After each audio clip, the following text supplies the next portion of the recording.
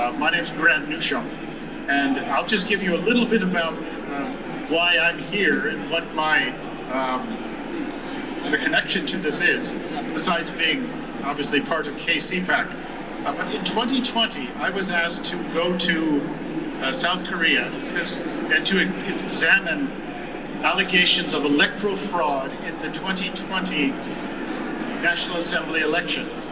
And then I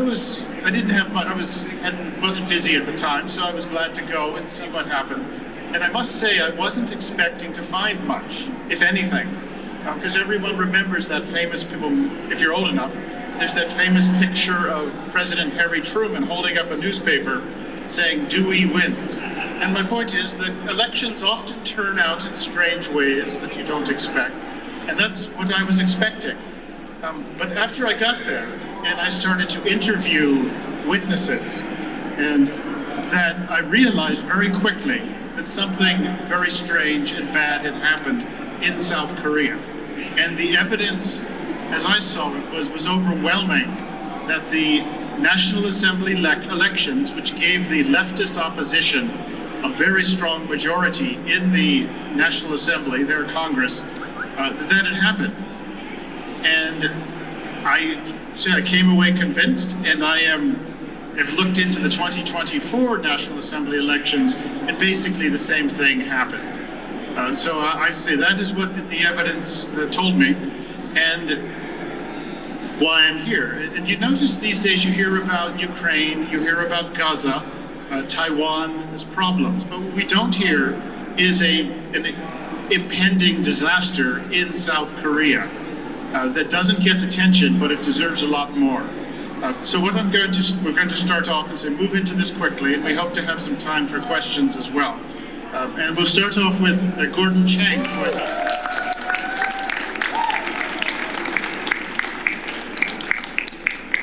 Thank you, Grant. Thank you, Cpac Korea, and Annie Chan. Thank you for your leadership. Cpac Korea is now protecting the world's most vulnerable democracy. Leftists are trying to seize control of the government after the impeachment of President Yoon Suk-yeol on December 14th, and now they have filed criminal charges against him for insurrection.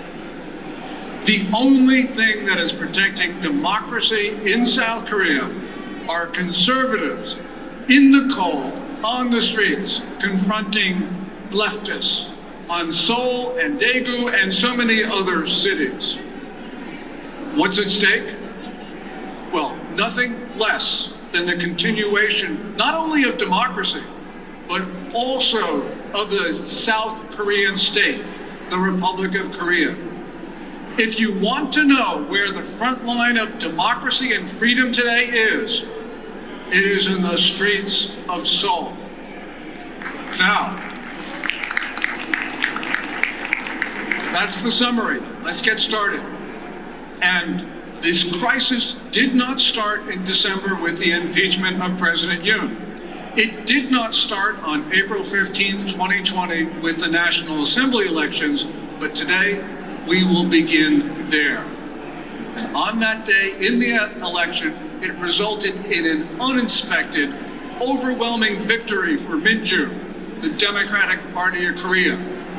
Minju won that election because of early votes in district after district tipped the results to the leftists. There were so many uniformly narrow victories that it was statistically improbable. As one observer said, either God did it or the election was rigged. I know God did not vote in that election, but the Chinese rigged it. The National Election Committee, what they did was they used servers from Huawei Technologies, the Chinese company, which Beijing was able to access. Also, there is reporting that the NEC cooperated with Tencent, the Chinese internet giant, to develop algorithms to switch votes that had been decided early. This election was stolen. In 2024, just like in 2020, We had unexpected results and a big Minju victory. They did it again. This is something that never happened before in South Korean history. So we know that they took that election from the conservatives. NEC, National Election Committee, in 2024, they even hired Chinese to count the votes. So what's the consequence of all of this? Well, Minju now controls the National Assembly, as they have for the last 4 years, but something else, and that is Minju is not a normal political party. Its leaders somehow seem to think that they are still in the 7th century when China's Tang Dynasty controlled much of the Korean Peninsula. So you have leftist leaders. They believe they are vassals of this magnificent Chinese state or even servants of it. And they are now allowing Beijing to infiltrate South Korean society and to determine outcomes in South Korean elections. So the Chinese and their North Korean friends are now conducting their warfares campaign. There are 3 warfares: psychological warfare, media warfare, and legal warfare. And because of that, the Chinese have become extremely influential. Here's an example. In early December, when you had the big pro-impeachment rallies in Seoul, there were a lot of faces that were not Korean. They were like my wife's. They were Chinese. When the Chinese presence became a political issue in South Korea, what happened? The Chinese demonstrators all at once disappeared. How could that have occurred? We are also seeing strange-looking policemen on the streets of Seoul who are violent with no name tags. Maybe they're Chinese. We don't know for sure, but we can see that this is a time of unusual, certainly extraordinary events in South Korea. In South Korea, Minju, we now have a leader, Lee Jae-myung. He is just like previous Minju president with Moon Jae-in. Moon Jae-in was a communist. He did not believe in the South Korean state. He believed in a unified Korea, probably under the control of Pyongyang. Now, the current Minju president, he is even more pro-communist, he is more ruthless, he is more pro-China, he is more pro-North Korea, and he is more anti-American than Moon Jae-in. And what does that mean? It means that the South Korean state is at an extraordinary time. Now everything is at risk. Freedom is at risk, democracy at risk, South Korea at risk. And that means South Koreans can now lose everything. As that banner says, it's time to save Korea. Thank you very much. Thank you very much, Gordon. You heard that quote Gordon just said about the 2020 election being either rigged or else God did it. Actually, the person who said that was the former president of South Korea's equivalent of MIT. What do you say? You'd better take that seriously, yet the government of South Korea did not. Now let's get started. I want to sort of get a sense of the current situation in South Korea. And Professor Choi, I wonder if you could just speak for a minute or two to explain to the audience what's going on in South Korea as you see it. Yeah, thank you very much. What's going on is very simple. We have crisis. President is being impeached, and the impeachment trial will be expedited because there is sort of left-wing coalition in judiciary. They are expediting the process. So probably someday in March, final verdict will be issued. So we don't have much time. That's what's going on. Sir. And if President Yoon is forced to step down, then what happens? I believe because the main reason why President announced the martial law is to investigate election fraud, and he sent more than 300 troops to search National Election Commission. That's pretty much obvious. So once president end up being impeached, then it's very difficult to talk about election fraud issue in Korea. Then, there will be regular election fraud, and the Chinese Communist Party will definitely be behind. So then, president, mayor, governor, all the public officials in Korea will be elected among pro-China group of people. Then Korea will quickly turn into pro-China country. Then I think China will have a really easy access through Korea to the Pacific Ocean. That's really what China is aiming at. Then probably that will be pretty much national threat to America. It's really issue of national security to the America. That's what I feel. Yes, and one last question for you, sir. You and Attorney Park next to you have been very active in trying to expose electoral fraud of what has happened on multiple occasions. How has that been? Has it been easy for you? Have you been pressured? What are the difficulties? You had a hard time. Yeah, mainstream media, legacy media in Korea, they're, I believe, controlled by foreign influence, definitely. So although we had a lot of thousands of time of street demonstration, actually there are 20 Seoul National University students joining us today. So they are wearing the black outfit, and they even go to the street, and we have really thousand times street demonstration. We in front of street and in front of the American embassy and Chinese embassy, Blue House. But all those activities were not properly reported through mainstream media. That's what's going in Korea.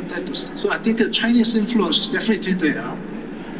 It was extremely difficult to let ordinary people know what the election fraud issue in Korea.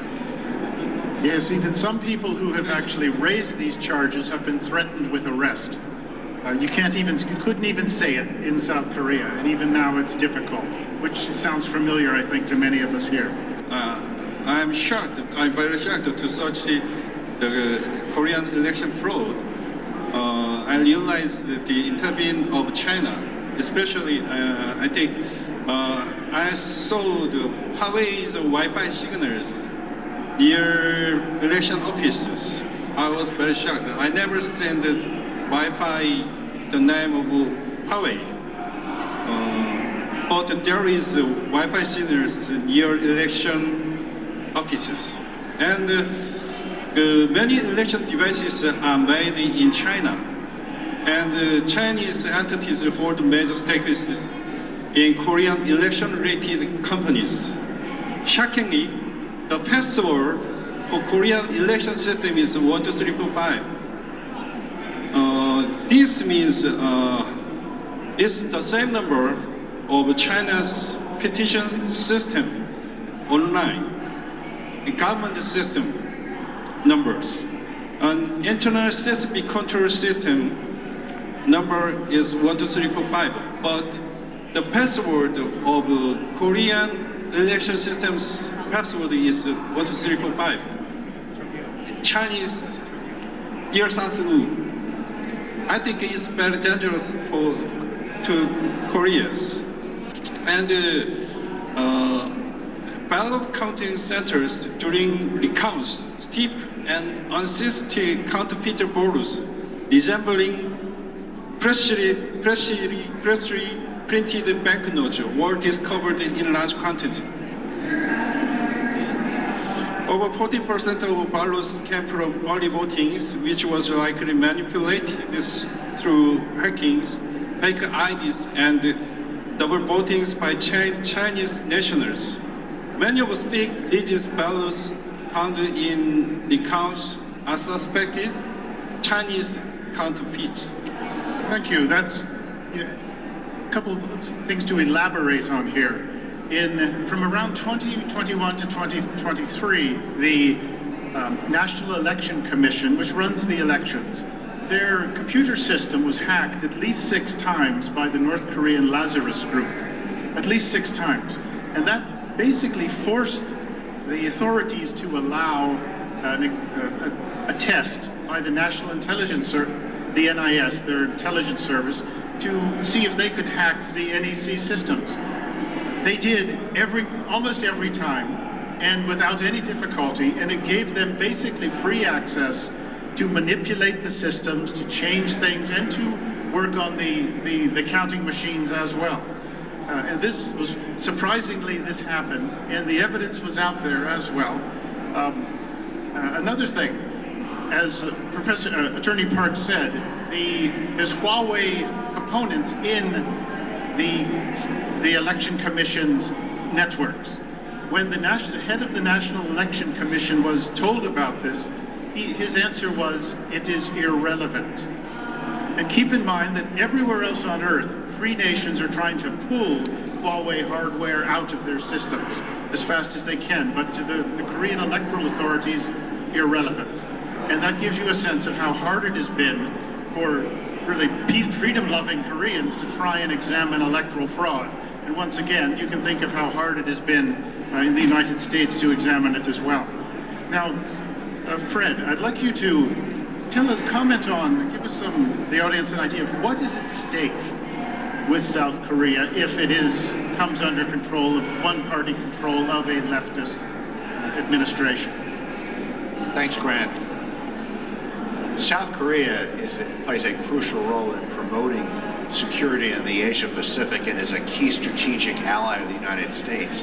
That obviously gives strong motivations to China and North Korea to undermine North Korea, to create domestic instability, knowing that it will advance their interests and it will undermine American and global security. And this comes at a dangerous time because the threat from China and North Korea had really skyrocketed during the Biden administration because the Biden foreign policy was by far the most incompetent in American history. We've seen surges in threats to Taiwan, threats in the South China Sea, huge increases in the Chinese military spending, the Chinese missile arsenal, the Chinese nuclear arsenal. But I just want to talk about North Korea, which I don't think people are focused on. Biden decided to simply ignore North Korea. Now, you remember, Donald Trump had a very aggressive strategy. He engaged Kim Jong-un personally and significantly lowered tensions.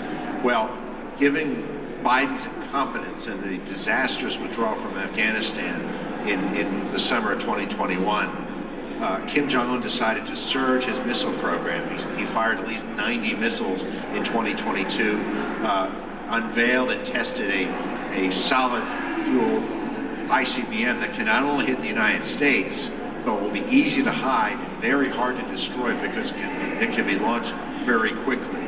We've seen North Korea joining this new axis with Russia, China, and Iran. There's talk that we already know that Iran has participated in joint military exercises, naval exercises with Russia and China. There's talk North Korea will do that too. And now we have North Korea giving weapons to Russia to use in the war in Ukraine. This includes ammunition, missiles, and troops. North Korea has become a much more dangerous rogue state than it was when Trump left the Oval Office because of the incredible incompetence and neglect of Joe Biden. Now, I think Donald Trump is going to take steps to reverse that, but there's a lot of work to do. But part of this rogue behavior by China and by North Korea is undermining South Korea's democracy. And I think that when we peel the layers of this onion back, we're going to find active effort, and we already heard some very active efforts by China and North Korea to undermine North Korea's democracy because they are trying to undermine the security of the Asia Pacific and, if they can, drive the United States out of this region. So this election fraud issue is part of a much bigger security challenge. Fred, I'd always heard that you hear it all the time, the U.S.-South Korea relationship is rock solid, forged in blood, can't be hurt. Is it possible that this alliance could come apart? Right now, I don't think so. I think it is a rock-solid alliance.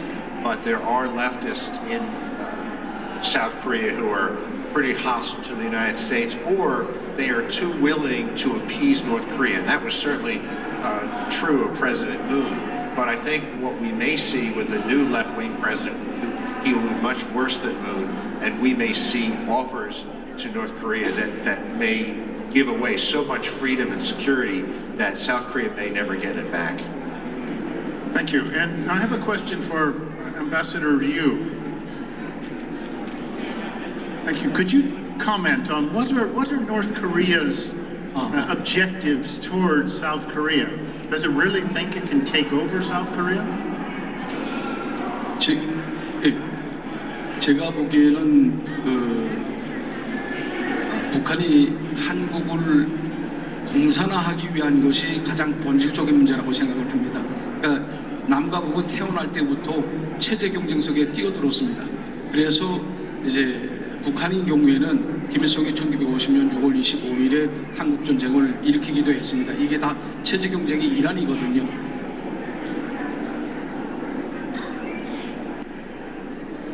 한마디로 말해서 북한 체제의 한 통일을 지금 바라고 있습니다.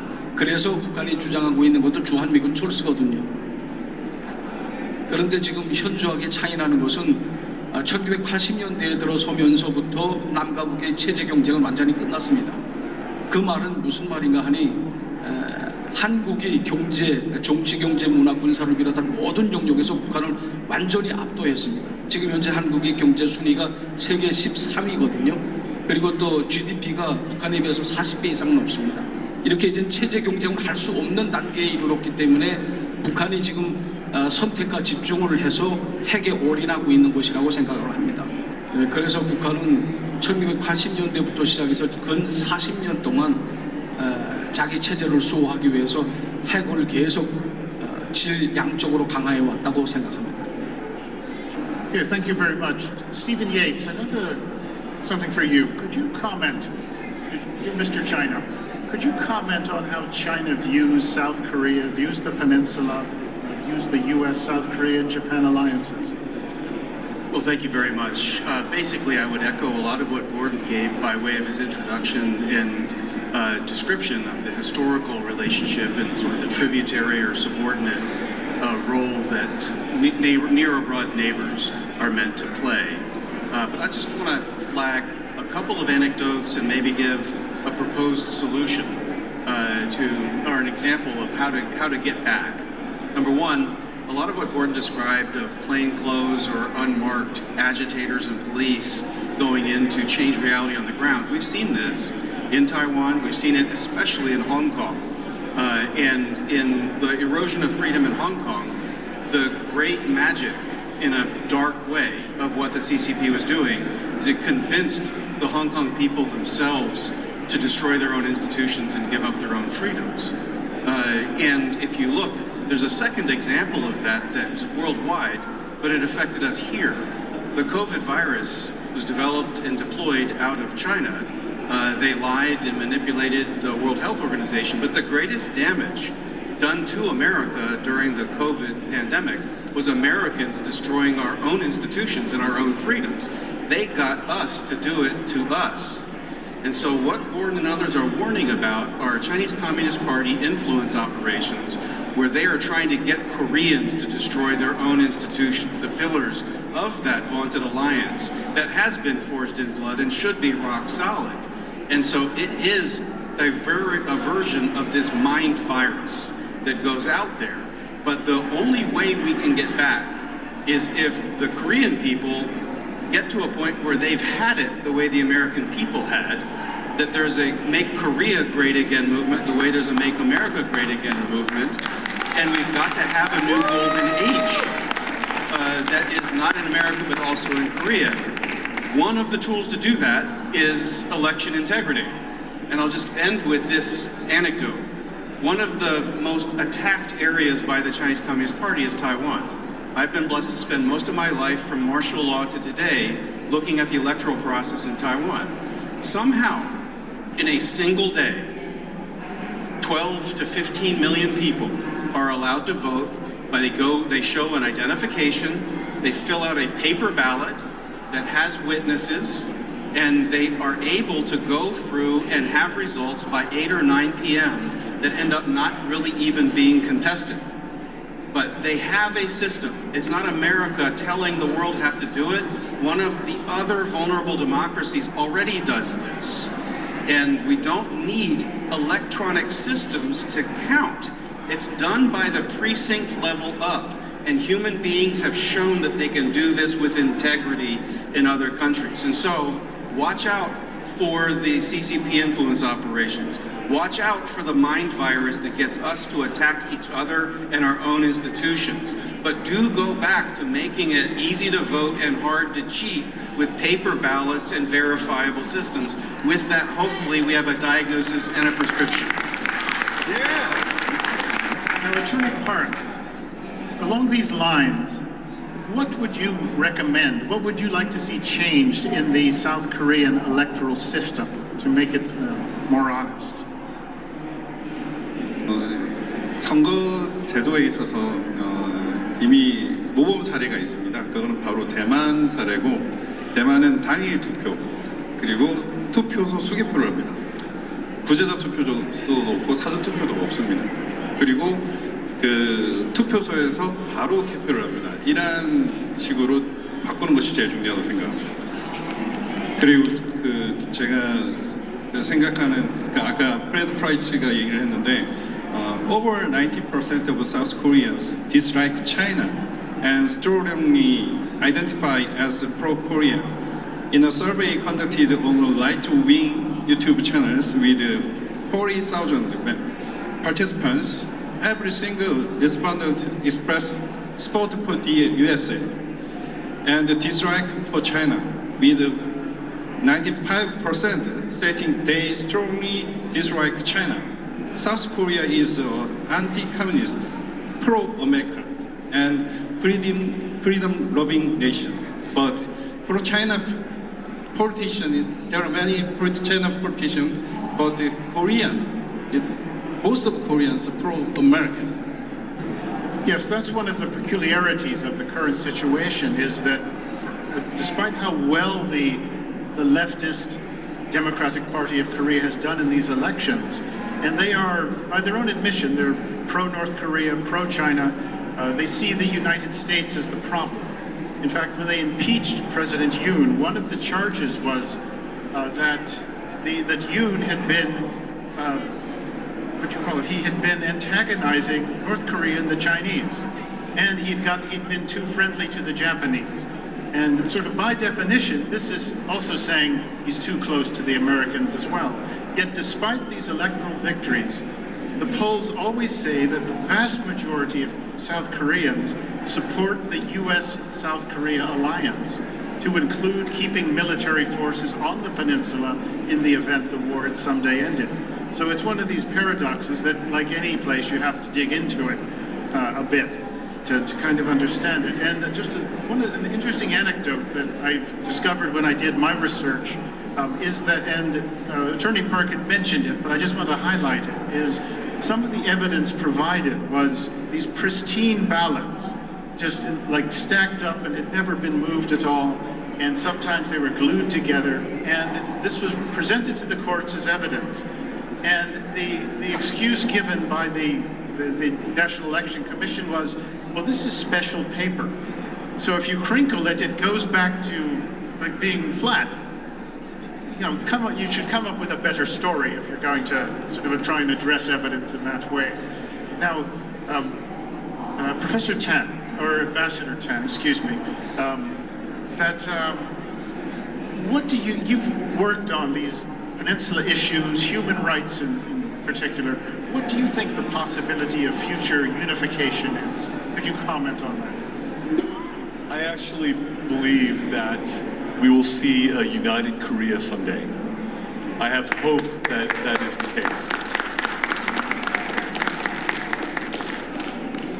If you look at the Korean Peninsula at night, you see darkness over the northern part of the peninsula, and you see the southern part of the peninsula lit up like a Christmas tree.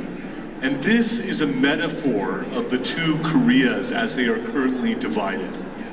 North Korea is the most unjust, wicked, oppressive regime on planet Earth, And I'm saying that as someone whose job it was to deal with unjust regimes all over the world.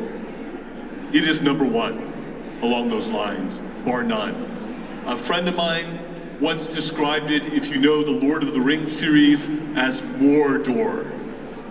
This is the heart of darkness in there. And a wicked regime as evil as North Korea will not be able to stand for a long time by historical standards. It will fall. Exactly how, exactly when, God knows. But will it be sustainable over a long time by historical standards? I would say no way, and history teaches us that.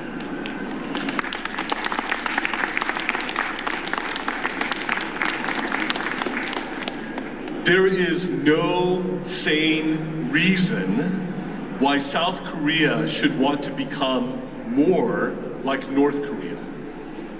There is no sane reason why South Korea should want to be overrun by communism. Because every time communism has been tried, it has led to the seizure of property of the people and the crushing of the people themselves.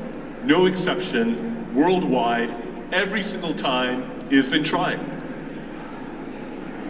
So then, those proponents of moving more in a North Korean direction, of falling more into the Chinese Communist Party's orbit, are advocating insanity.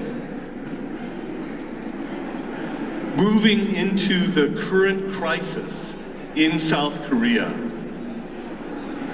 Think about this. In these districts in South Korea, voting districts in South Korea, there were more votes than there were registered voters. How in the world could that not be cheating?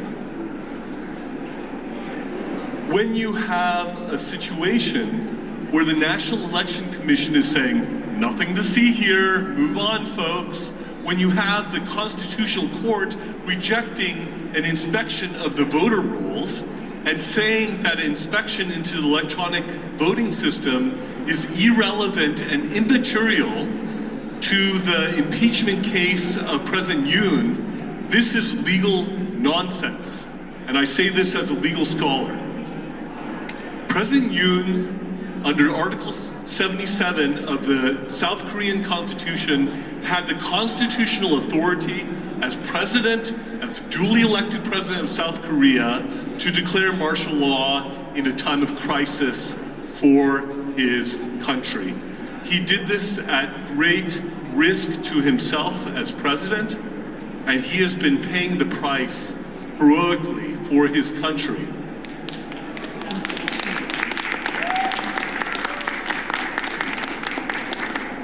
For daring to do that, he is being treated as if he is some kind of criminal. You had thousands of police seizing him and throwing him into solitary confinement after the impeachment occurred. This is outrageous.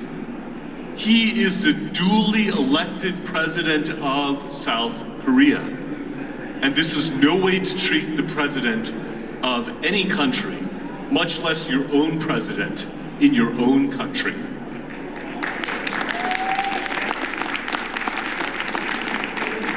The Constitutional Court of South Korea should know that they are being watched.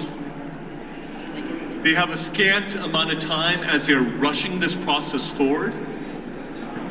And more, the world is watching. More and more, South Korean society is waking up to what is going on. There is a youth movement that is sweeping across the country along these lines, and President Yoon has a majority of the population in South Korea supporting him as they recognize his heroic bravery in trying to expose and call for the investigation of the serious election integrity issues that are facing this country.